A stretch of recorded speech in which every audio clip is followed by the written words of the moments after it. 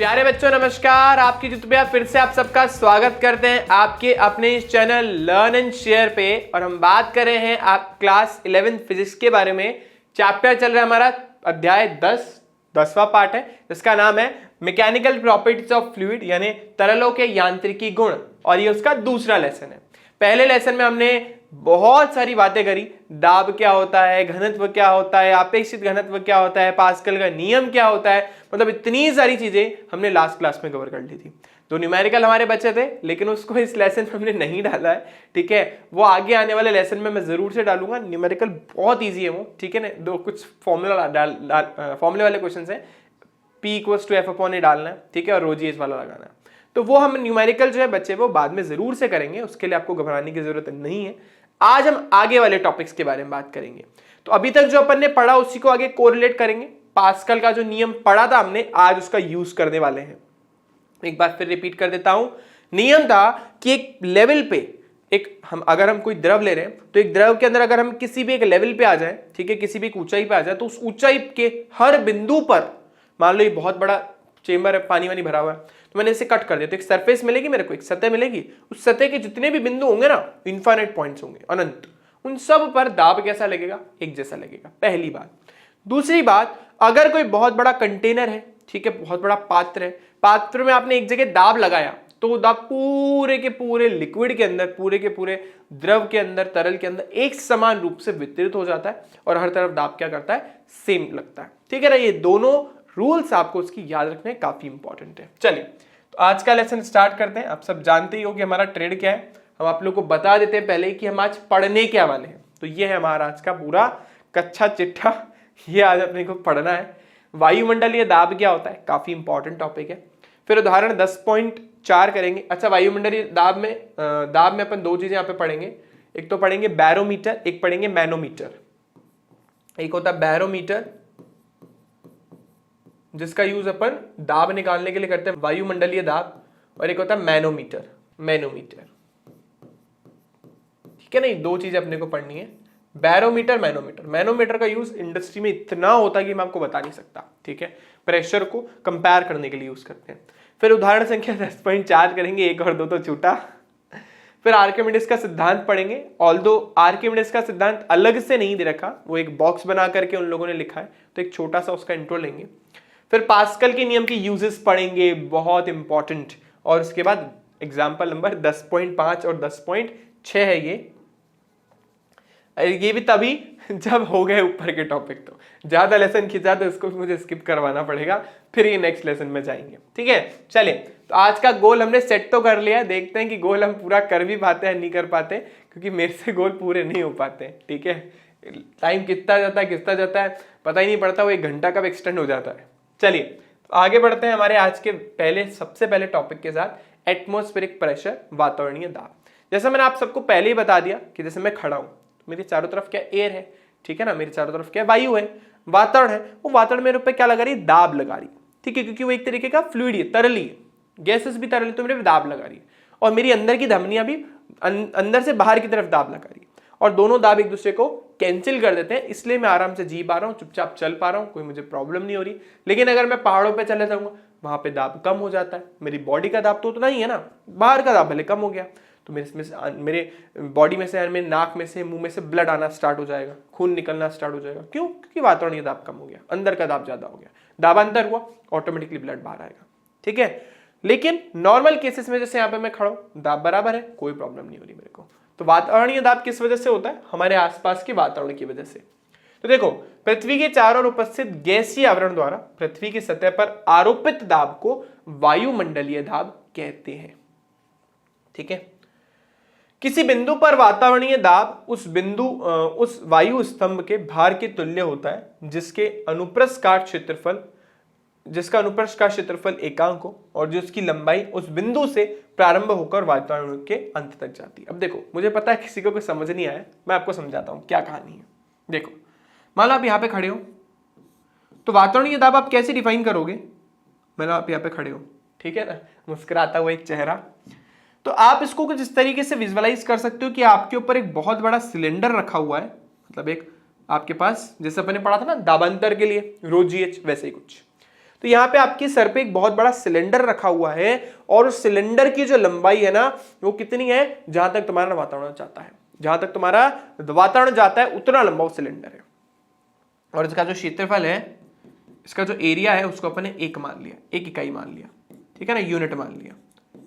तो उसकी वजह से जो दाब मेरे ऊपर लग रहा है ना, सिलेंडर की वजह से सिर्फ फील कर है नहीं मेरे सर पे, दिख रहा है क्या आपको, दिख रहा है, नहीं है ना, सबके ऊपर तो नहीं ना, किसी के ऊपर नहीं होता, फिर सिर्फ फील करा है कि मान लो एक बहुत बड़ा सिलेंडर है जो मेरे सर से स्टार्ट हुआ और वहां तक जाता है जहां तक तुम्हारा वायुमंडल जाता है, तो वो जो मेरे पे दाब लगाएगा ना उसी को अपन क्या बोल रहे हैं, वायुमंडलीय दाब बोल रहे हैं, ठीक है। ये इसी चीज में यही लिखा हुआ इस लाइन में, ठीक है।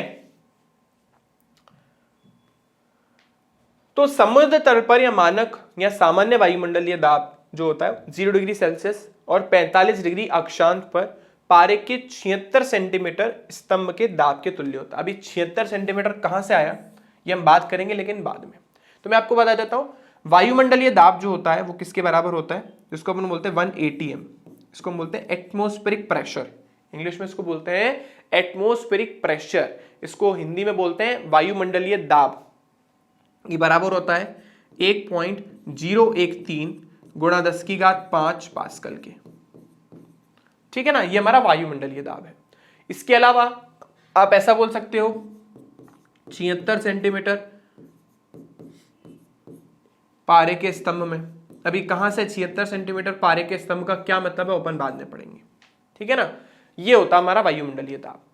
तो वायुमंडलीय दाब का ये मान है जो हमारे ऊपर लग रहा है, हमारे सर पे लग रहा है, हमारी बॉडी पे लग रहा है, जो हमारा वायुमंडल हमारे पे लगा रहा है वो इतना होता है, लगभग इतना होता है, ठीक है। जिसको आप 10⁵5 बोलोगे क्वेश्चन करते टाइम तो भी चल जाएगा, ठीक है। चलो आगे चलते हैं बच्चों।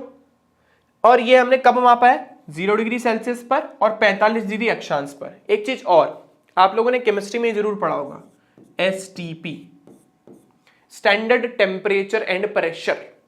स्टैंडर्ड टेम्परेचर और प्रेशर होता है बेटा आपका 0 डिग्री सेल्सियस स्टैंडर्ड टेम्परेचर है और प्रेशर होता है आपका 1 एटमॉस्फेरिक प्रेशर। तो केमिस्ट्री में जब भी हम प्रेशर 1 एटमॉस्फेरिक प्रेशर लेते हैं, टेम्परेचर 0 डिग्री सेल्सियस लेते हैं, तो उसको अपन बोलते हैं STP, स्टैंडर्ड टेम्परेचर प्रेशर। एक दूसरा होता है NTP, नॉर्मल टेम्परेचर प्रेशर। ये थोड़ा अलग होता है, ये रूम टेम्परेचर की बात आती है, 27 डिग्री सेल्सियस की बात आ जाती है, ठीक है। तो जब अपन STP बोलते हैं स्टैंडर्ड टेम्परेचर प्रेशर, तो तापमान 0 डिग्री सेल्सियस होता है और प्रेशर 1 एटमॉस्फेरिक प्रेशर के इक्वल होता है। तो एक एटमॉस्फेरिक प्रेशर, एक ATM जिसको बोलते हैं, वो इसके इक्वल होता है, इतने दाब के बराबर जो वायुमंडल मेरे ऊपर डाल रहा है। तो आई होप ये बात सबको क्लियर हो गई होगी। चलिए ये वैल्यू भी मैंने लिखी थी, क्लैश हो गया अब तो, चलो इसको हटा देता हूं जो मैंने लिखा है।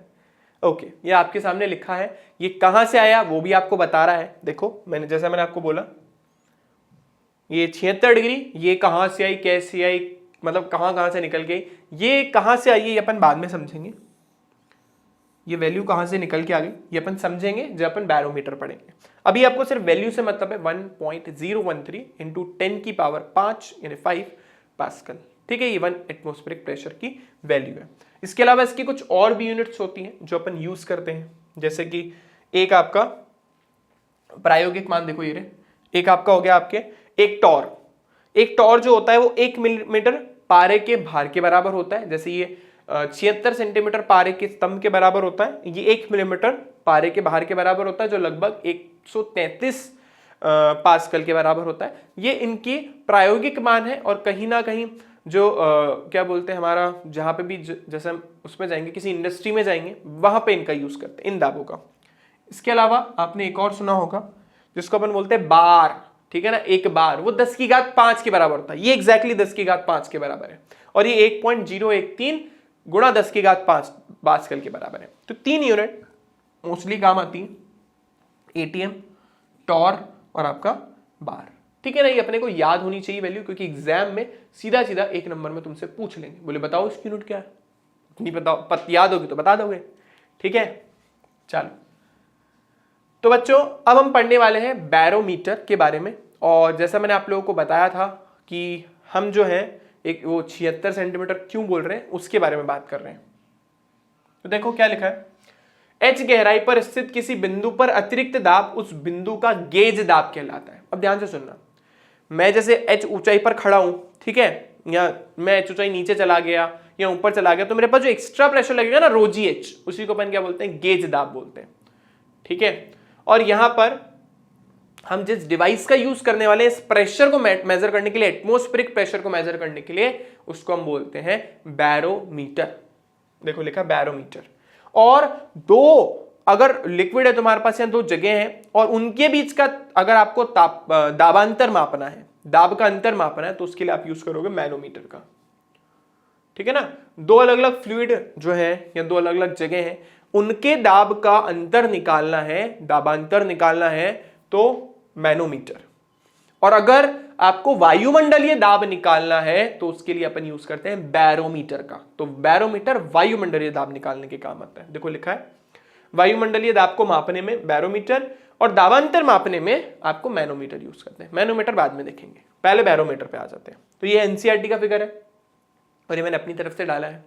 मैं आपको समझा देता हूं करा क्या हमारे साइंटिस्टों ने इसकी वैल्यू निकालने के लिए। ठीक है, उन्होंने देखो क्या करा, उन्होंने पहले तो लिया एक कंटेनर छोटा सा ट्रांसपेरेंट, जैसे अपन बीकर लेते हैं, हमारे राहुल सर आपको दिखाते ही हैं। तो उन्होंने उसमें डाल दी मरकरी। ठीक है ना, बहुत इजीली अवेलेबल होती है। तो उन्होंने उसमें क्या डाल दी, मरकरी डाल दी। फिर उन्होंने ले ली 1 मीटर लंबी ट्यूब। समझ रहे हो 1 मीटर कितनी लंबी होती है, इतनी लंबी ट्यूब, और उस ट्यूब में डाल दिया आपका मरकरी, उसको ही मरकरी से भर दिया। उन्होंने 1 मीटर लंबी ट्यूब डाली और उसमें उसको पूरी तरीके से मरकरी से भरा। फिर ठीक है, मान लो इतनी बड़ी ट्यूब थी, मरकरी से भरा, ऊपर हाथ रखा ताकि उसमें कोई एयर नहीं जानी चाहिए, कोई भी एयर नहीं रहनी चाहिए, ऊपर तक फिल किया, उसको उल्टा किया और किस में डाल दिया, मरकरी के अंदर। समझ रहे हो मेरी बात? ये आपने लिया था कंटेनर। ठीक है, कंटेनर में क्या भरा हुआ, मरकरी भरी हुई है।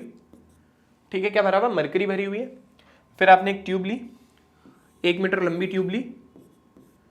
इस 1 मीटर लंबी ट्यूब के अंदर पूरी तरीके से ऊपर तक पारा यानी मरकरी भरा। मरकरी भरने के बाद इसको उल्टा कर दिया, पूरा का पूरा लिया और उसको उल्टा कर दिया इसके अंदर। करने के बाद कुछ ऐसा बना। आपने देखा थोड़ी देर बाद ऑटोमेटिकली ये जो मरकरी है इसका कुछ पार्ट ना खाली हो गया ऑटोमेटिकली। तुमने कुछ भी नहीं करा, तुमने सिर्फ उसको डाला, उल्टा करा, ऐसे डाला कि उसमें से अपने आप खाली ना हो, खुद ब खुद हो। तो आपने पूरा का पूरा उसको मरकरी में डाल दिया, ऐसे उल्टा रख दिया। तो हमने देखा कि मरकरी में से जो मरकरी की जो ट्यूब थी उसमें से कुछ मरकरी खाली हो गई और ये जो मरकरी है वो 76 सेंटीमीटर ऊपर तक भरी हुई है। यहाँ पे तो नैनोमीटर लिखा है, घबराने, मिलीमीटर लिखा है, घबराने की जरूरत नहीं। हम बोले 76 सेंटीमीटर, 76 सेंटीमीटर बोलो या 760 मिलीमीटर बोलो, एक ही बात है। तो ये जो मरकरी की ट्यूब है ये 76 सेंटीमीटर तक तो भरी हुई थी, है ना। 1 मीटर की ट्यूब थी पूरी, 24 सेंटीमीटर खाली हो गई, 76 सेंटीमीटर बच गई। तो ये जो 76 सेंटीमीटर ट्यूब भरी हुई है इसका क्या मतलब है और उससे कैसे वायुमंडलीय दाब निकलेगा, अब वो देखते हैं। तो आई होप एक्सपेरिमेंट तो सबको आया होगा।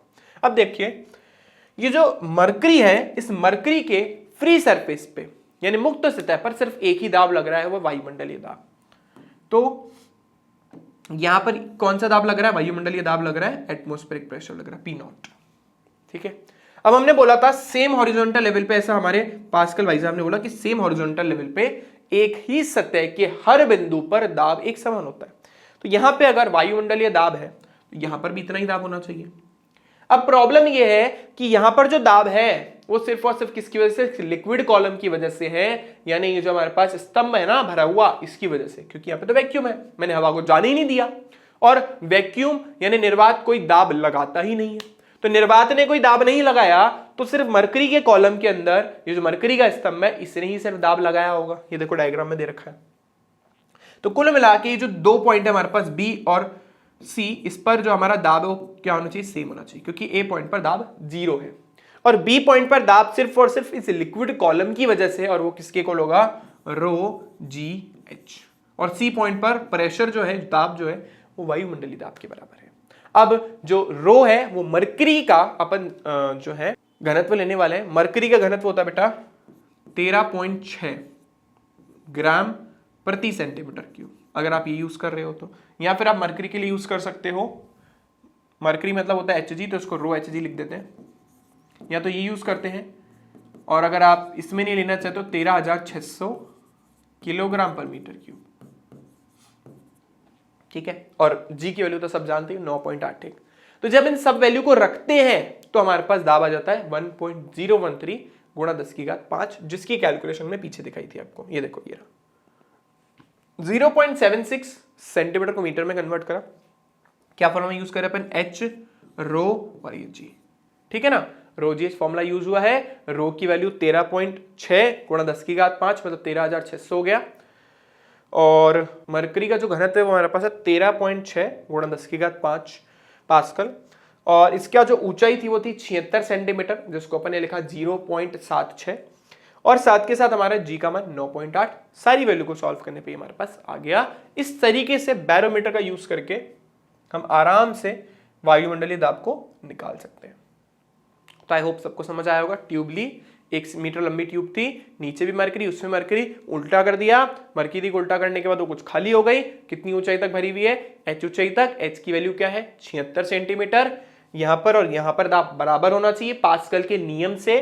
तो हमने बोला यहां पर और यहां पर पास दाब बराबर है। यहां पे दाब कौन लगा रहा है, वायुमंडलीय दाब। यहां पर मरकरी का स्तंभ, दोनों को करा बराबर, वैल्यू हमारे पास आ गई। ठीक है, आई होप ये बात सबको क्लियर हो गई होगी। और बैरोमीटर का जो मेन कॉन्सेप्ट है वो भी सबको अच्छे से पकड़ा गया होगा। लेकिन दिमाग में एक क्वेश्चन आता है। पहला क्वेश्चन, सर मरकरी क्यों ली, मरकरी के पीछे क्या रीजन है, पानी भी तो ले सकते थे। ठीक है, तो ये जो दिमाग में तुम्हारा क्वेश्चन आ रहा है वो बिल्कुल वैलिड है। ठीक है, और तुम पूछ भी सकते हो कि सर जल क्यों नहीं लिया दाब निकालने के लिए, जल भी तो यूज कर सकते थे। मेरे को तो उसका उल्टा घनत्व ज्यादा अच्छे से याद था, 10 की घात 3। मैं मरकरी का क्यों याद करूं सर, 13,000 मरकरी का क्यों याद करूं, 13.6 गुणा 10 की घात 5 पास्कल। तो मरकरी का यूज करने के पीछे क्या रीजन था, 2 रीजन। पहला तो मरकरी ट्रांसपेरेंट नहीं होती। ठीक है, मरकरी ओपेक होती है, मतलब उसके आसपास पार मतलब चीजें जा नहीं सकती, मतलब दिखती है ना, सबको पता है ना, मरकरी ट्रांसपेरेंट नहीं होती, पारदर्शी नहीं होती। ठीक है, अपारदर्शी होती है। जबकि जल होता है तो रीडिंग में शायद थोड़ी प्रॉब्लम आ जाए। दूसरी प्रॉब्लम, मरकरी जो होता है वो वाष्पित नहीं होता, इवेपोरेट नहीं होता, मतलब तापमान बढ़ने के साथ साथ जो है वाष्पित नहीं होता। ठीक है, जबकि हमारे जो जल है उसके साथ एक प्रॉब्लम है, जल तापमान के साथ साथ वाष्पित होने लगता है। तो कहीं ना कहीं प्रेशर डिफरेंस आने के चांसेस हैं। ठीक है, जब वो इवेपोरेट होगा पानी, जब वाष्पित होगा तो कुछ ना कुछ दाब चेंज कर देगा वो। ठीक है, तो हम जल नहीं ले पा रहे थे। मरकरी एक तो देखो मेटल है, ठीक है, मेटल है ना, रूम टेम्परेचर में लिक्विड फॉर्म में होता है, द्रव्य अवस्था में होता है। ठीक है, हमारा एक तरीके का धातु है, लेकिन हमारे जो कमरे का ताप है उस पर वो द्रवित अवस्था में होता है। तो कहीं ना कहीं उससे दोनों बेनिफिट मिल गए, एक तो अपारदर्शी, रीडिंग में कोई परेशानी नहीं। ठीक है, उसके अलावा जो मरकरी है उसका जो वाष्पन है वो तो होता ही नहीं है। ठीक है, वाष्पन तो संभव ही नहीं है इस सब टेम्परेचर पे। तो वो दोनों प्रॉब्लम जो थी वो मरकरी ने रिजॉल्व कर दी। ठीक है, और किसी मटेरियल में ऐसी प्रॉपर्टी नहीं होती। अपारदर्शी तो बहुत सारे होते हैं लेकिन ऐसी प्रॉपर्टी नहीं होती। तो आई गेस सबको समझ आ गया होगा कि हमने मरकरी क्यों ली है। अब यहाँ पे एक चीज और नोटिस करी कि हमारा जो सर्किल बनेगा ना मरकरी का, ऐसा फ्लैट सा बनेगा। चलो इसके बारे में अपन बाद में बात करेंगे।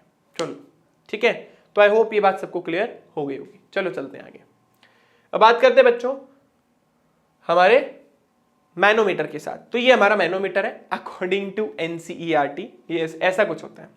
अब देखो क्या होता है, बहुत सिंपल लॉजिक है इसमें ना। यहां पर एक बबल होता है, मतलब एक बबल का मतलब एक फुसफुस जैसा होता है। ठीक है, जिसमें एयर वेयर भरी हुई है,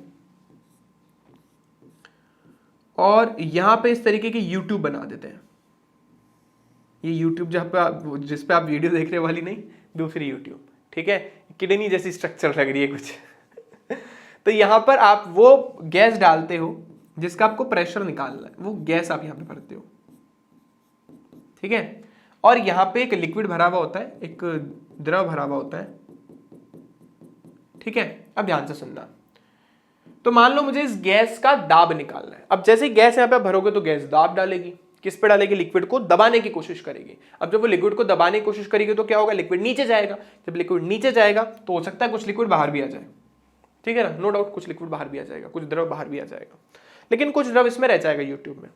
तो हम क्या करेंगे, अगर मुझे इसका दाब निकालना है तो जितनी भी खाली हुई है, मान लो इतनी खाली हुई है, इस पॉइंट पे और इस पॉइंट पे प्रेशर क्या होगा, सेम होगा। ये प्रेशर गैस की वजह से, ये दाब गैस की वजह से, और बी पॉइंट पे प्रेशर किसकी वजह से, इस लिक्विड कॉलम की वजह से। सेम कॉन्सेप्ट, ए पर दाब बी के बराबर होगा। ए पर दाब गैस के दाब के बराबर है जो भी लिया आपने, और इस पर रो जी एच के बराबर है। एच क्या है, ये जितनी इसकी हाइट है, रो क्या है, इसका आयतन है, और जी गुरुत्वीय त्वरण है। ठीक है, इस तरीके से आप दो गैसेस को कंपेयर कर सकते हो या किसी गैस का दाब भी निकाल सकते हो। वहां पे अपन वायुमंडलीय दाब निकाल लेते हैं, यहाँ पे हम दो गैसेस का दाब निकाल सकते हैं, उनको कंपेयर कर सकते हैं, या किसी भी गैस की वजह से उत्पन्न होने वाले दाब को निकाल सकते हैं। ठीक है ना। तो ये जो मैनोमीटर है इसका यूज अपन जनरली दाब के कंपैरिजन के लिए करते हैं। कॉन्सेप्ट आई गेस सबको क्लियर हो गया होगा। चलिए देखिए, दाबांतर को मापने के लिए खुली नली मैनोमीटर एक लाभप्रद उपकरण है, मतलब इसका यूज करते हैं अपन। इस युक्ति में एक यू आकार की नली होती है जिसमें उपयुक्त द्रव भरा हुआ होता है। इसमें एक ऐसा द्रव भरा हुआ होता है जो कि हमारे लिए उस टाइम पे यूजफुल हो। जैसे इसने लिखा, देखो अगर दाबांतर जो है मापना है आपको, कम दाबांतर मापना है, मतलब प्रेशर ज्यादा नहीं है, तो आप ऐसा लिक्विड डालोगे जिसका घनत्व क्या होगा, कम होगा, जैसे कि ऑयल, ठीक है, तेल, उसका घनत्व कम होता है। लेकिन अगर आपको ज्यादा घनत्व मापना है, दाबांतर ज्यादा है, तो उसमें आप कोई ऐसा लिक्विड डालोगे, कोई ऐसा द्रव डालोगे जिसका घनत्व ज्यादा होता है, जैसे कि पारा। पारे का घनत्व काफी ज्यादा है, पढ़ा ना, 13.6 गुणा 10⁵5। ठीक है। तो अगर कम दाबांतर है तो आप कुछ ले लो, जैसे ऑयल ले लो, कोई भी कम दाब की द्रव, और अगर ज्यादा मापना है तो ज्यादा दाब का द्रव, जैसे कि पारा। ठीक है। तो अपनी रिक्वायरमेंट के अकॉर्डिंग आप इसमें फ्लूइड डाल सकते हो। ये जो अपन ने यहाँ पे डाल रहा हुआ है, नली का एक सिरा वायुमंडल में खुला छोड़ दिया जाता है। अच्छा, एक चीज और नोटिस करो, पी ए पीबी के इक्वल बढ़ा था हमने, पी बी पे देखो कौन कौन लगेगा, एक तो वायुमंडलीय दाब लगेगा पी नॉट, और एक स्तंभ का। तो हमने पी नॉट वहां पे नहीं लिखा था, तो हम यहाँ पे पी नॉट ऐड कर देते हैं, क्योंकि वायुमंडल ने भी तो लगाया इस पे। तो यहाँ पे जो दाब है ना ए, वो बी पे दाब के बराबर होगा, और बी पर दाब किस किस के बराबर लग रहा है, वायुमंडलीय दाब प्लस रो जी एच, दो चीजों की वजह से। ठीक है, आई होप ये बात सबको क्लियर हो गई होगी। देखो, बिंदु ए पर दाब बिंदु बी के बराबर होगा, जैसा मैंने आपको बोला। जिस दाब को हम सामान्यतः मापते हैं वह वास्तव में प्रमापी अथवा गेज दाब होता है। हाँ, गेज दाब का मतलब ही होता है जब हम दो चीजों का प्रेशर डिफरेंस मेजर करें। पीछे मैंने आपको बोला था ना, अगर दो चीजों में प्रेशर डिफरेंस होता है, दाबांतर होता है, तो उसको गेज दाब बोलते हैं। ठीक है। और वो P माइनस पी के बराबर होता ही लिखा है। ठीक है, आप ऐसे निकाल सकते हो। तो दाबांतर जनरली अपने को जहां मापना होता है उसके अंदर इसका यूज करते हैं। बाकी थ्योरी आप लोगों के लिए है, आराम से स्क्रीनशॉट लो, पेड बैचेस ले रखे हैं तो उसके नोट्स का लाभ उठाओ। ठीक है, और आप इसमें से पढ़ लीजिएगा। चलिए आगे चलते हैं। ये कुछ इनके रियल पिक्चर्स हैं। ये जो आपको यहाँ पे दिख रहा है मेरे लेफ्ट राइट हैंड साइड की तरफ, ये हमारा बैरोमीटर, देखो लिखा भी इस पे बैरोमीटर। ठीक है। बैरोमीटर का यूज आप देखोगे पनडुब्बियों में भी होता है। पनडुब्बियों में अपने को प्रेशर मापना होता है, वहां पे इसका यूज होता है। तो ये बैरोमीटर है आपका। ठीक है। और ये आपका मैनोमीटर है। मैनोमीटर देखो इस तरीके का होता है, यहाँ पे दो नोजल्स आपको दिख रहे होंगे। ये एक स्टैंडर्ड जो भी आपने लिक्विड ले रखा है उसमें डालोगे आप, और यहाँ पे जिसका एक्चुअली आपको मापना है, तो दोनों में आराम से प्रेशर डिफरेंस आपको मिल जाएगा। और यहाँ पे एक चीज नोटिस करो, जो वैल्यू पर मेजर कर रहे हो किस में मेजर कर रहे हैं, बार में। अब देख लीजिए। ठीक है। जबकि यहाँ पे जो प्रेशर मेजर कर रहे हैं अपन, वो मिली बार्स में मेजर कर रहे हैं। ठीक है।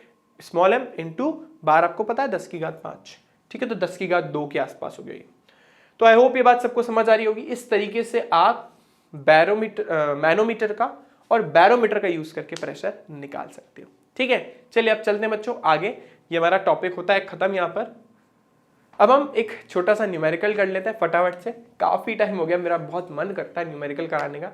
करते हैं चलो इस न्यूमेरिकल को। आराम से आप वीडियो को पॉज करो, कोशिश करो खुद से करने की, और नहीं आता तो आप वीडियो को वापस से देख सकते हो। ठीक है। चलो आई होप सबने देख लिया होगा, कर लिया होगा ट्राई। मतलब तो क्या बोल रहा है, समुद्र के नीचे 1000 मीटर की गहराई पर परम दाब क्या होगा, गेज दाब क्या होगा, और इस पर एक खिड़की विड़की लगी है, मतलब पनडुब्बी के अंदर आप, तो उस पर कितना दाब लगेगा ये आपसे पूछ रहा है। ठीक है।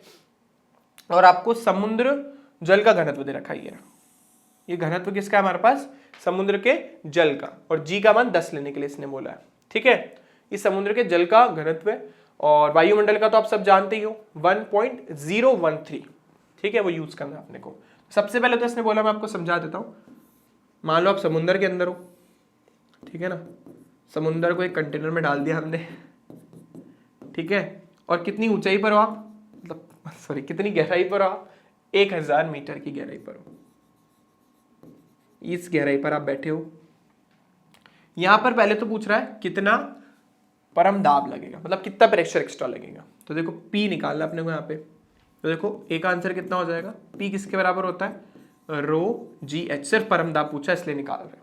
नेक्स्ट में उसने गेज दाब पूछा है, गेज का मतलब प्रेशर डिफरेंस, इसका प्रेशर माइनस हमारे वायुमंडल का प्रेशर, ठीक है, उसको अपन बोलेंगे गेज दाब। तो यहाँ पे इसने अपन से प्रेशर पूछा है तो रो जी एच तो लिखेंगे, साथ के साथ इसमें वायुमंडलीय प्रेशर भी निकालेंगे, मतलब इस पे लगने वाला टोटल या नेट प्रेशर, ठीक है ना, कुल दाब। तो एक तो हमारा इस H की वजह से लगा, रो जी एच की वजह से, और एक वायुमंडलीय दाब भी लग रहा है, ठीक है ना। तो कुल दाब अपने को निकालना है। तो रो की वैल्यू कितनी है, 1.03 गुणा 10 की घात 5, जी का मान 10 लेने के लिए बोल ही दिया इसने, और ये 1000 है, प्लस वायुमंडलीय 1.016 गुणा 10 की घात 5, ठीक है ना। बस दोनों को जोड़ना अपने को। अब ध्यान देंगे अगर अपन तो काफी बड़ी लंबी चौड़ी वैल्यू आने वाली है, देख लीजिए आप। तो ये 1000 तो यहाँ पे आ गया, 1000 और 10 से इसको गुणा करोगे आपको मिलेगा 10। देखो पॉइंट डालो आप, चाहो तो नीचे 100 लगा लो आप, तो ये 1 2 1 और ये 2, ठीक है। कितना है देखो, 103 तो आ गया, और साथ में 1 और 2 यानी 103, और लास्ट में आ गया 2 0 गुणा 10 की घात 5। इसका हम कुछ कर नहीं पाएंगे, तो 1.016 गुणा 10 की घात 5 इतना ही रहेगा, ठीक है। आई होप इतना तो सबको समझ आ गया होगा। इसके बाद दोनों में से 10 की घात 5 कॉमन आ रहा है, अंदर कितना बच रहा है, 10300 प्लस 1.016, तो आंसर आया 10301.016। ये हमारे पास मान आ रहा है परम दाब का, ठीक है। हमने दोनों प्रेशर को ऐड कर दिया, इसमें आ रहा था हमारे पास 10,300, यहाँ पे आ रहा था 1.016, दोनों को जोड़ने पे 10,301.016 आ गया, ठीक है। आई होप ये बात सबको क्लियर हो गई होगी। चलो आगे चलते हैं। तो इसमें थोड़ा करेक्शन करेंगे हम, एक 3 आएगा ना अपने पास से, 3 पढ़ा था अपन ने, थोड़ा सा करेक्शन कर देता हूँ फटाफट। 6 लिख दिया हमने यहाँ पे, कोई घबराने वाली बात नहीं है, ज्यादा कोई अंतर नहीं आने वाला आंसर पे, बस इतना सा लिख देते हैं, ठीक है। बस इतना था, 1.013, ठीक है। तो आई होप ये बात सबको क्लियर हो गई होगी। परम दाब इसके ऊपर इतना लग रहा है, इतना प्रेशर ये फील कर रहा है। अब इसने बोला गेज दाब, गेज दाब का मतलब प्रेशर डिफरेंस। प्रेशर डिफरेंस सिर्फ किसकी वजह से, ये वाला रो जी एच। तो इसमें आपको कोई अलग से कैलकुलेशन नहीं करनी, रो जी एच कैलकुलेटेड ही है, यानी 10,300 गुणा 10 की घात 5 पास्कल एक गेज दाब है, मतलब प्रेशर डिफरेंस। यहाँ पे कितना आ जाएगा, 10,300 गुणा 10 की घात 5 पास्कल, ठीक है। लास्ट पार्ट इसने क्या बोला कि भाई आप किस में बैठे हो, सबमरीन में, है ना, पनडुब्बी में, वहां पे एक विंडो लगी हुई है ना, एक छोटी सी खिड़की लगी हुई है, खिड़की कांच की बनी हुई होगी, तो उसका क्षेत्रफल ही आपको दे रखा है 20 सेंटीमीटर बाय 20 सेंटीमीटर की है। तो उस पर बोल रहा है कि कितना दाब उसके ऊपर लगेगा, लिखा है इस गहराई पर पनडुब्बी की 20 सेंटीमीटर गुणा 20 सेंटीमीटर क्षेत्रफल वाली खिड़की पर आरोपित बल का मान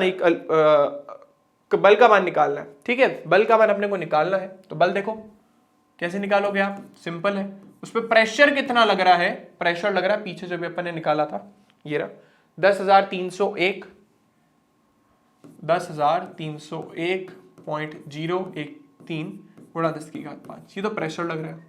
उसका क्षेत्रफल कितना है, 20 सेंटीमीटर गुणा 20 सेंटीमीटर, मीटर में कन्वर्ट करना है, कोई घबराने वाली बात नहीं है।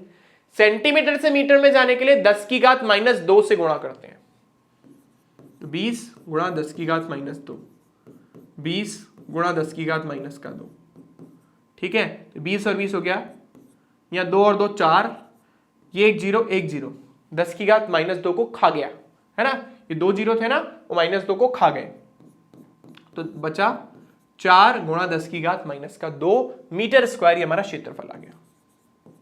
हमें क्या निकालना है, बल, दाब किसके बराबर होता है, बल बटा क्षेत्रफल, तो ये किसके बराबर हो गया, F बराबर P इंटू A, P है हमारे पास 10,301.013 गुणा 10 की घात 5, और ये हमारे पास हो गया 4 गुणा 10 की घात -2, ठीक है। तो ये देखो इन दोनों को सॉल्व किया, आधार समान थे, घातें जुड़ जाएगी, प्लस का 5 माइनस का 2, प्लस का 5 माइनस का 2, और 4 को इससे गुणा करेंगे, तो देखो 4 3 हो गया 12, एक हासिल आई, 4 एकम 4 और 1 हो गया 5, एक 0 आया, 4 एकम 4, फिर 0, 4 तिया 12 और 4 एकम 4। तो इतना बल आपके ऊपर लग रहा है वो भी न्यूटन में, 41,204.052 गुणा 10⁻³ इतने न्यूटन का बल लग रहा है। ठीक है, चाहो तो डेसिमल वेसिमल को आप थोड़ा सा एडजस्ट कर सकते हो अपनी इच्छा से, बाकी इतना भी लिख करके आप छोड़ सकते हो। तो आई होप सबको न्यूमेरिकल समझ आ गया होगा। कुछ भी नहीं था, बिल्कुल फर्जी न्यूमेरिकल था। ठीक है, बस वैल्यू लगनी थी, आंसर आ जाता। चलो आगे चलते बच्चों नेक्स्ट टॉपिक पे। तुम्हारा नेक्स्ट टॉपिक जो है वो हमारे पास उत्प्लावक बल। अब देखो आर्किमिडीज का सिद्धांत पढ़ने से पहले उत्प्लावक बल पढ़ना बहुत जरूरी है। ये आप लोगों ने 9th क्लास में पढ़ा होगा। उत्प्लावक बल जिसको अपन बोलते हैं बॉयंसी फोर्स, ठीक है, या फिर अपथ्रस्ट फोर्स भी बोलते हैं। तो आप सबको पता है जब किसी चीज को, किसी भी वस्तु को किसी भी द्रव में डाला जाता है तो उसमें नीचे से ऊपर की तरफ एक बल लगता है जिसकी वजह से वो वस्तु हल्की फील होती है। पानी भरता ना कुएं से, तो जब तक बाल्टी पानी के अंदर है तब तक तो ऐसा लगेगा बिल्कुल बहुत हल्की है। जब उसको पानी से बाहर निकालते हैं तो पता पड़ता है उसका असली वेट कितना है, वास्तव में उसका बाहर कितना है। ठीक है, पानी के अंदर जब तक थी वस्तु, मान लो ये पानी है, भरा हुआ है, तो जब पानी के अंदर वस्तु होती है तो नीचे से ऊपर की ओर उसके ऊपर एक बल लगता है।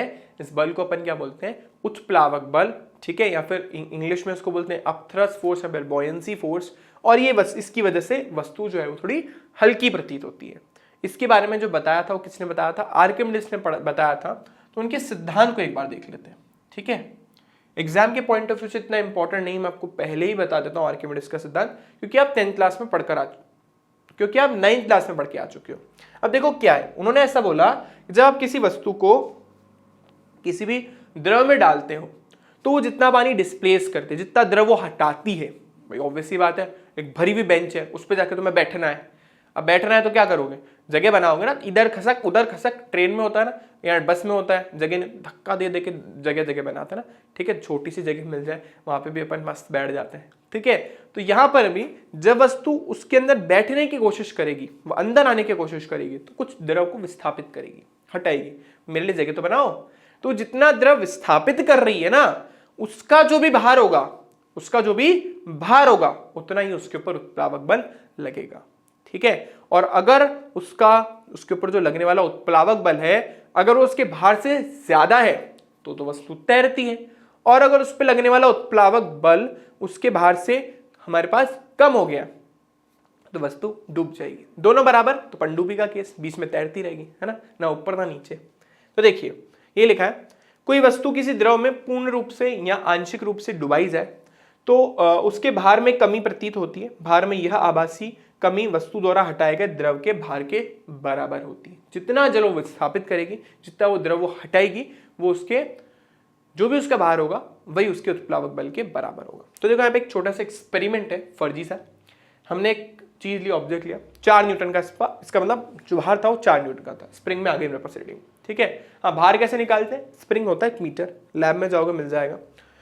तो उसमें हमने देखा 4 न्यूटन का इसके ऊपर बल बता रहा था ये। ठीक है, मैंने इसको पानी में डाला। अच्छा, नीचे कंटेनर इस तरीके से सेट किया है, उसमें पानी बिल्कुल ऊपर लेवल तक भरा है, उसमें एक नली है, और अगर थोड़ा सा भी पानी डिस्प्लेस होगा तो नली के थ्रू सारा पानी नीचे चला जाएगा। ठीक है, तो आपने डाला इसके अंदर, डालते ही देखो क्या हुआ, डालते ही कुछ ना कुछ पानी क्या करेगी? हटाएगी। बोले साइड हो साइड हो साइड हो, तो जो एक्स्ट्रा साइड हुआ पानी है वो इस नली के थ्रू किस में चला जाएगा?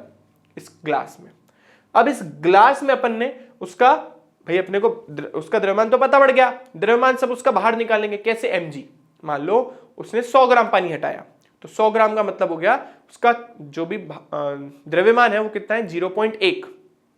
जैसे हमारे केस में उसने कितने का हटाया हुआ है? उसने हमारे केस में 300 ग्राम जल हटाया हुआ है, मान लेता चलो 300 ग्राम हटाया। 300 ग्राम द्रव का मतलब हो गया 0.3 किलो। और उस पर बाहर कैसे निकालते हैं? mg से। मान लो g का मान 10 है, सिंप्लिसिटी के ले लेते हैं, तो उसके ऊपर लगने वाला उत्प्लावक बल कितना हो गया? 3 न्यूटन, क्योंकि उसने जो द्रव हटाया है उसका भार कितना है? 3 न्यूटन। तो हम क्या करेंगे, वो जो द्रव उसने हटाया है उसका वेट कर, सबसे पहले तो उसका मास निकालेंगे, द्रव्यमान निकालेंगे, फिर g से गुणा करके उसका भार निकाल देंगे। ठीक है, अब देखो हमारे केस में जैसे उसके ऊपर लगने वाला उत्प्लावक बल कितना है? 3 न्यूटन का, और उसका खुद का भार कितना था 1 न्यूटन का। इसका मतलब ऊपर से लगने वाला भार है, मतलब mg नीचे लग रहा है ना, ऊपर से नीचे mg जो लग रहा है वो कितना लग रहा है 4 न्यूटन का। 4 न्यूटन से गुरुत्वाकर्षण बल खींच रहा है, 3 न्यूटन का उत्प्लावक बल लग रहा है। कहां जाएगी वस्तु, नीचे। अगर हमारे वस्तु का भार उत्प्लावक बल से ज्यादा हो गया तो वस्तु डूब जाती है, अगर उत्प्लावक बल का मान भार से ज्यादा हो गया तो वस्तु तैरती है, और दोनों बराबर तो वस्तु बीच में रह जाती है। ऐसा हमारे आर्किमिडीज ने बताया था, ये उनका मेन प्रिंसिपल था। आई होप सबको क्लियर हो गया होगा। ये चीज मैं लिख देता हूं यहां पे, अगर भार का मान उत्प्लावक बल से ज्यादा है तो वस्तु क्या करेगी, डूब जाएगी, और अगर कम है तो वस्तु तैरेगी। ठीक है ना, तैरेगी। आई होप ये बात सबको क्लियर हो गई होगी। और लगने वाला उत्प्लावक बल किसके बराबर है, जो उसने द्रव हटाया है उसके बाहर यानी mg के बराबर है। ठीक है, जैसे इस एक्सपेरिमेंट में साफ साफ अच्छे से सारी चीजें क्लियर हो रही होगी सबको। ठीक है, चलो आई होप ये बात सबको समझ आ गई है। तो हम आगे चलते हैं। अच्छा, इसके ऊपर कहानी तो सबने पढ़ी होगी, वो एक बार बाथटब में नहाने जाते हैं, ठीक है ना, और सडनली वो देखते हैं कि जैसे वो बाथटब में बैठे तो पानी हटा तो उनको दिमाग में क्लिक हुआ कि भाई मेरे पे ये उत्प्लावक बल क्यों लग रहा है, क्योंकि मैं जितना पानी हटा रहा हूं ना उतना मेरे पे उत्प्लावक बल लग रहा है। तो फिर वो चिल्लाने लग गए उसी अवस्था में जिस अवस्था में वो नहा रहे थे। ठीक है, और वो बाहर चिल्लाते यूरेका चिल्लाने लग गए, मतलब मुझे मिल गया। ठीक है, मुझे रीजन मिल गया कि वस्तुएं क्यों तैरती है। ठीक है, तो ये स्टोरी जरूर आप लोगों ने सुनी होगी, तो वो यही स्टोरी थी। यहाँ से उनको ये सारा आइडिया आया था। मतलब इंसान को कहाँ से आइडिया आ जाते तो हम सोच भी नहीं सकते। अब नहाते टाइम बाथटब में किसको आ सकता है आइडिया, है ना, उसको आगे सोते टाइम हमारे बहुत सारे साइंटिस्टों ने बहुत सारी डिस्कवरी, उनके जो दिमाग में थॉट्स आते थे, जो ड्रीम्स वो देखते थे, सपने वो जो रात को देखते थे, उन्हीं से आए। तुम्हें पता भी नहीं होगा कितनी चीजें ऐसे डिस्कवर हुई। ठीक है, चलो अब अपन आगे चलते हैं पास्कल के नियम के अनुप्रयोगों के ऊपर। तो पास्कल के नियम के 2 अनुप्रयोग सिलेबस में दे रखे हैं, दोनों देखते हैं एक करके। पहला जो है हमारा हाइड्रोलिक लिफ्ट। अब देखो, हाइड्रोलिक लिफ्ट ऑलमोस्ट हर बच्चे ने देखी होगी, कार को उठाने के लिए यूज करते हैं। जैक होता है ना एक, इतनी भारी कार है हाथ से तो उठा नहीं सकते, पर पहिया चेंज करा तो उनके पास एक जैक होता है, ऐसे थोड़ा सा बल लगाते हैं और वो जैक ऊपर उठने लग जाता है। ठीक है, तो वो हाइड्रोलिक लिफ्ट है। मैंने आपको लास्ट क्लास में ट्रैक्टर का एग्जांपल दिया था, ठीक है ना, ट्रैक्टर में भी वो आपको पंप सिस्टम बताया था, वो भी हाइड्रोलिक लिफ्ट का ही है।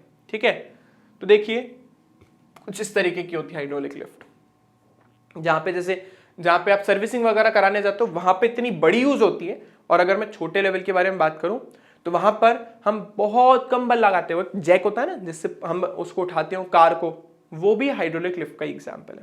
तो देखो सिंपल सा लॉजिक है, बहुत ज्यादा बड़ा फंडा नहीं है इसका।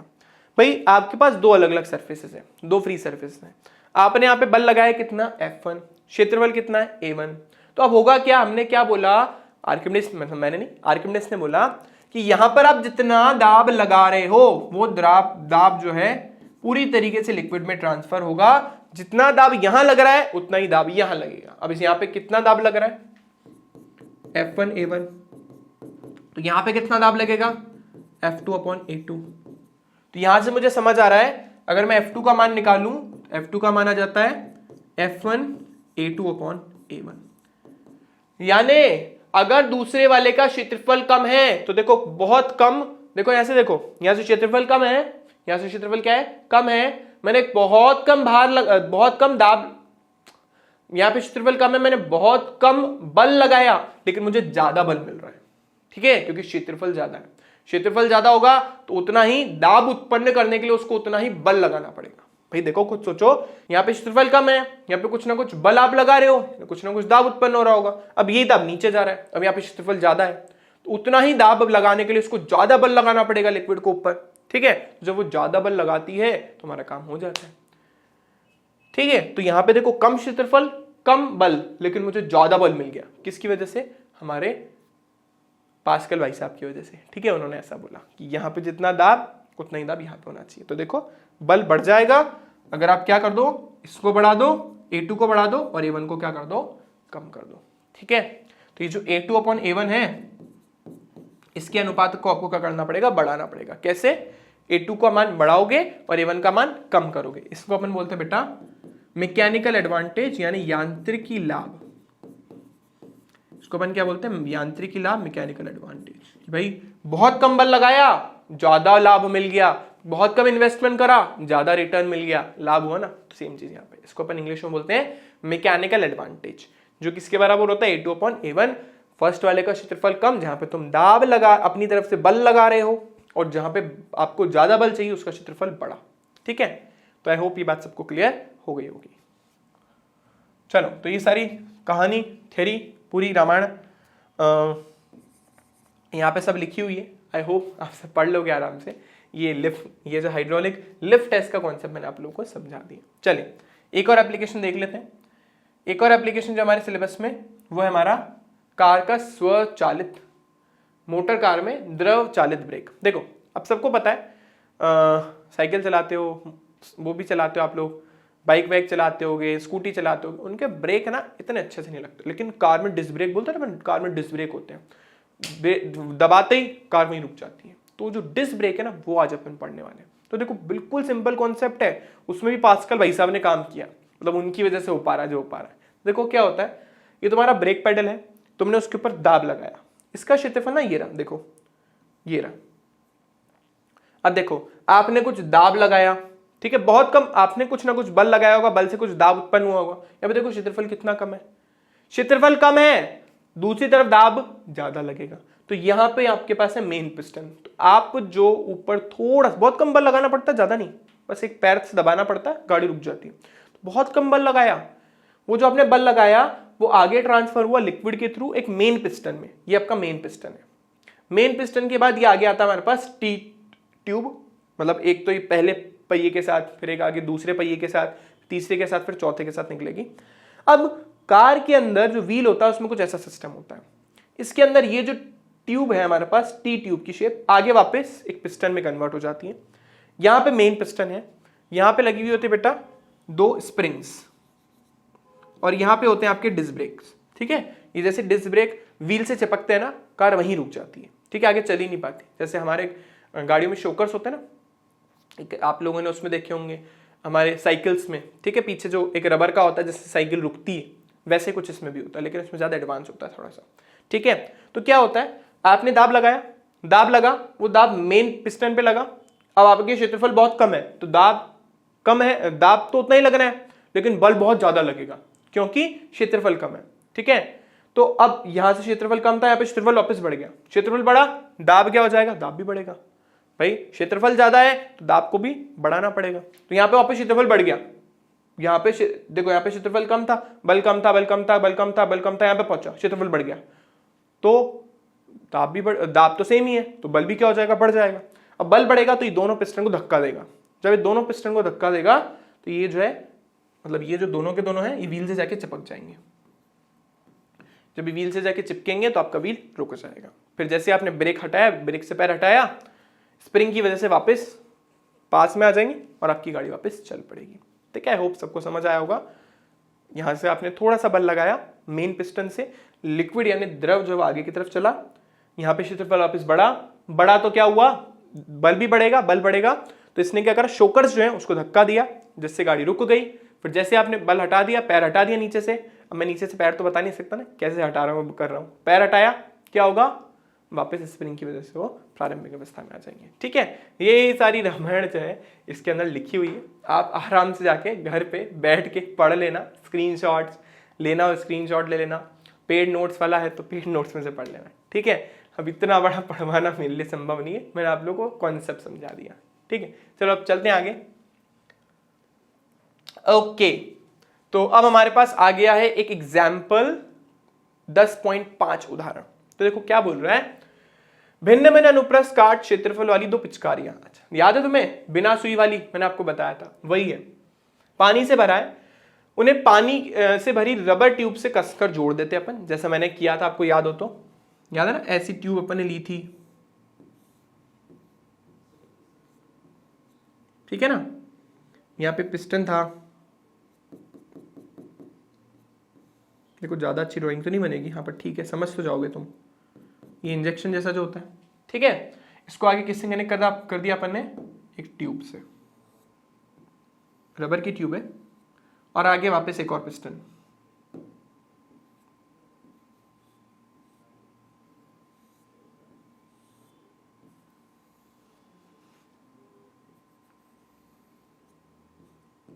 ठीक है,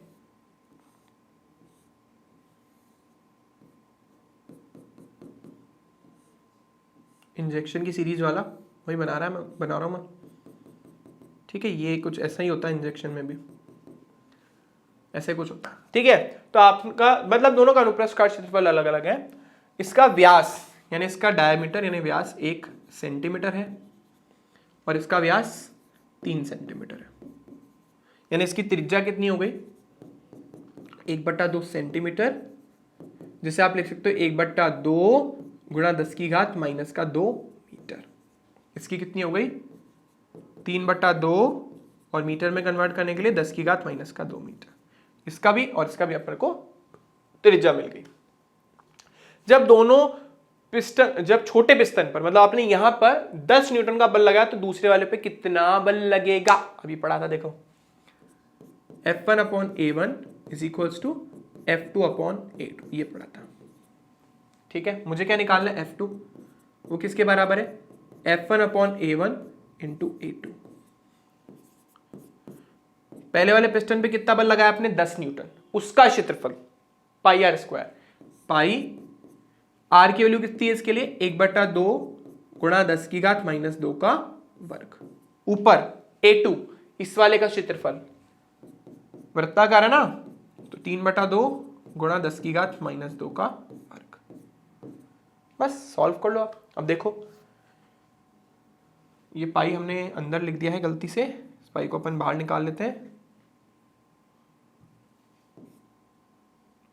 ठीक है, तो पाई से तो पाई कट गया, इसका वर्ग करो तो 10 तो एज इट इज ही रह गया, गुणा इसका हो गया 3/2 गुणा 3/2 गुणा 10⁻⁻4। 2 का स्क्वायर करा तो कितना हो गया? 4। 2 गुणा 2, यहाँ पे 1/2 गुणा 1/2 और गुणा 10⁻⁻4, ये गया इससे, है ना।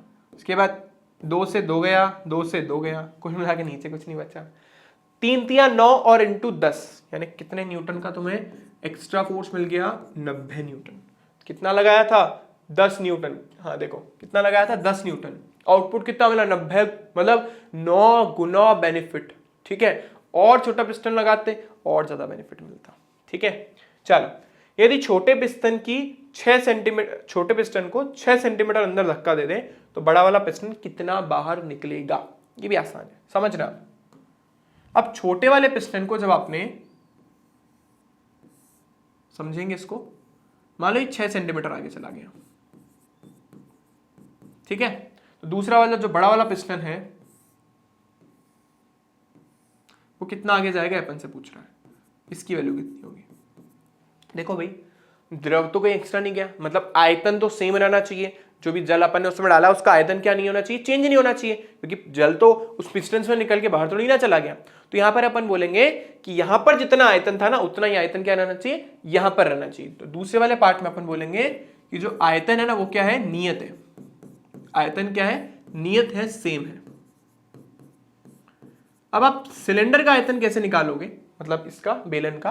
देखो क्षेत्रफल तो आपको पता ही कितना है, ये πr², और इसकी ऊंचाई कितनी है? 6 सेंटीमीटर। 6 सेंटीमीटर का मतलब हो गया 6 गुणा 10⁻⁻2। तो इसका देखो आयतन कितना आया? आयतन आया पाई, त्रिज्या कितनी थी? 1/2 गुणा 10⁻⁻2 का स्क्वायर, ये आ गया πr²। और h कितना है? ये रहा h। दूसरी तरफ पाई, क्षेत्रफल इसका 3/2 गुणा 10⁻⁻2, इसका आ गया वर्ग, और गुणा पता नहीं कितनी, मतलब ही कितना पिस्टन आ गया मुझे नहीं पता। देखो ये पाई से पाई कट गया। देखो कैलकुलेशन है ही नहीं इसमें, ना के बराबर कैलकुलेशन है। ये आपने करा 1/2 गुणा 1/2 गुणा 10⁻⁻4 गुणा 6 गुणा 10⁻⁻2 बराबर 3/2 गुणा 10⁻⁻2। अच्छा 2 बार आएगा ये, करेक्शन कर लेते हैं इसमें। 3/2 गुणा 3/2 10⁻⁻2 और ये x। अब देखो, अब काटना पीटना है, हाफ से ये गया, हाफ से ये गया, -4 से -4 गया, बच क्या रहा है ये देखो। और बता देता हूँ, 3 तिया 9 यहाँ पे जाएगा, 6/9 गुणा 10 की घात -2, 3 दूनी 6, 3 तिया 9, आंसर कितना आया 2/3 गुणा 10 की घात -2 मीटर। या आप इसको लिख सकते हो 2/3 सेंटीमीटर, या आप इसको लिख सकते हो 0.67 सेंटीमीटर। ठीक है ना। तो अगर ये 6 सेंटीमीटर आगे जाएगा तो वो मात्र 0.67 सेंटीमीटर आगे खसक पाएगा। तो आई होप ये भी सबको क्लियर हो गया होगा। तो ये भी बड़ा ही आसान सा प्रश्न था। तो बच्चों अच्छा एक और एक है हमारे पास, चलो तो ये आप लोगों का होमवर्क है, ये आप होमवर्क में करेंगे। आसान सा प्रश्न है, ये मुश्किल नहीं है, ये जैसा मैंने भी आपको बताया है वैसा ही कुछ करना है। मैं आपको हिंट दे देता हूं। एक कार उत्थापक में छोटे पिस्टन की त्रिज्या 5 है, वो जो भी पढ़ा था ना अपन ने, उसको कार उत्थापक ही बोलते हैं, ठीक है, हाइड्रोलिक लिफ्ट को। तो यहां पर इसकी त्रिज्या इन लोगों ने दी है 5 सेंटीमीटर, ठीक है ना। तो 5 गुणा 10 की घात -2 लिख देंगे ताकि वो सेंटीमीटर से किस में कन्वर्ट हो जाए, मीटर में, ठीक है ना। ये तो मीटर में आ गई। फिर दूसरी तरफ जो है 15 सेंटीमीटर, तो दूसरे की त्रिज्या ढूंढो, मिल गई ये रही। इसकी त्रिज्या कितनी है 15, ये 15 गुणा 10 की घात -2 मीटर, इनकी त्रिज्या मिल गई। अब बोला है कि है ना जो छोटा वाला पिस्टन है उस पर F बल संपीड़न वायु लगाती, किसने लगाया, वायु ने, यानी इस पे दाब बल किसने लगाया, वायु ने लगाया, ठीक है। और इसके बाद बोला है, और ये 15 सेंटीमीटर दूसरा वाला पिस्टन है, संचरित हो गया, और उसने कितने वेट की कार उठा ली, 350 किलो की। अरे बाप रे बाप, इतनी बड़ी कार उठा ली इसने, यानी 350 नहीं 1350 किलो हो, और भारी है। तो 1350 किलो की इसने कार उठा ली। बोल रहे F का मान कैलकुलेट कीजिए। बहुत सिंपल है, हिंट में आपको बता देता हूं। आप लगाओगे F1/A1 = F2/A2। F1 का मान आपको निकालना है, यहाँ पे आप πr² करोगे क्योंकि क्षेत्रफल है। इसमें आएगा 5 गुणा 10 की घात -2 इसका वर्ग, क्षेत्रफल चाहिए। दूसरी तरफ, अच्छा अब कार को तुम उठा रहे हो, 1350 किलो की कार है, हिंट यहीं से मिल गई देखो कि कहीं ना कहीं उस पर गुरुत्वाकर्षण बल लग रहा हो, उसी ने तो उसको नीचे उठा रखा है। तो यहाँ पे आ जाएगा 1350 यानी m × g, और उसका क्षेत्रफल 15 गुणा 10 की घात -2 का, ये 15 लिखा हमने, ठीक है ना। बस जब आप इसको सॉल्व करोगे F का मान आराम से निकल आएगा। तो आई होप ये बात सबको क्लियर हो गई होगी, कितनी इजीली न्यूमेरिकल सॉल्व हो गया, ठीक है। चलो बच्चों, तो आज का जो हमारा टारगेट था वो हमने फाइनली कंप्लीट किया इस लेसन में। तो आज के लिए इतना ही बच्चों, मिलते हैं आप लोगों से नेक्स्ट लेसन में। तब तक के लिए वीडियो अच्छा लगता है तो लाइक कीजिएगा, शेयर कीजिएगा, चैनल सब्सक्राइब नहीं करा तो सब्सक्राइब कर देना। कोई भी प्रॉब्लम आए आप नीचे कमेंट कर सकते हो। चलिए मिलते हैं नेक्स्ट क्लास में, बाय बाय।